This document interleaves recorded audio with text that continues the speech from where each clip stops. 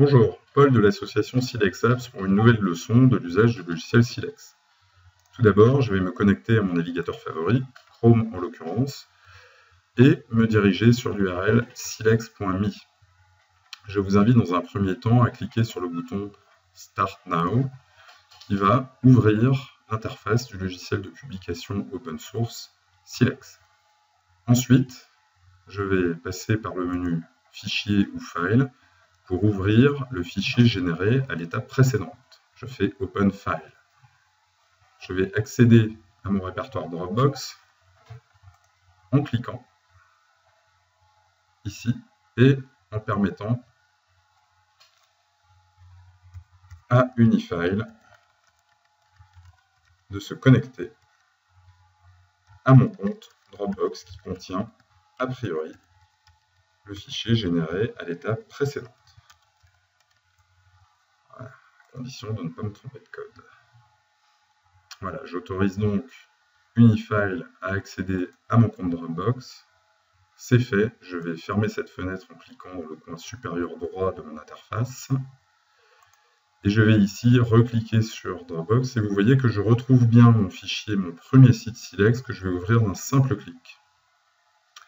L'objectif de cette seconde leçon est de vous montrer l'insertion d'un container sur le canevas de ma publication Silex. Je vais passer par le menu Insert et sélectionner la ligne Container. Vous noterez la correspondance d'un raccourci clavier qui vous permettra d'accélérer votre travail.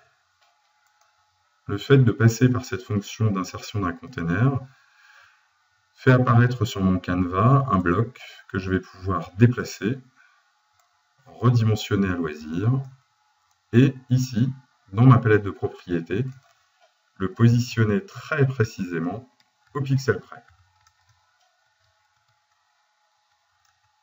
Voilà. Ensuite, je vais choisir une couleur.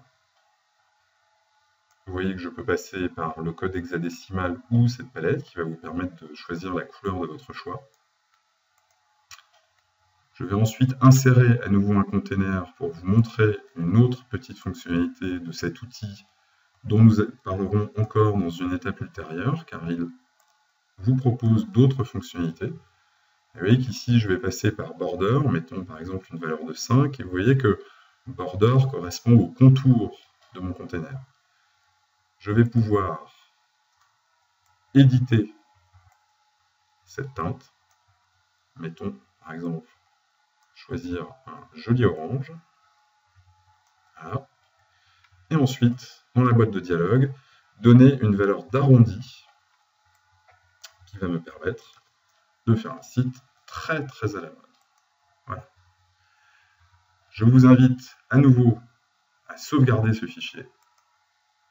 Tout simplement, vous voyez que dès lors que vous êtes connecté à votre compte Dropbox, la problématique de la sauvegarde ne vous demande pas une reconnexion à votre compte Dropbox. Voilà, c'est tout pour cette fois.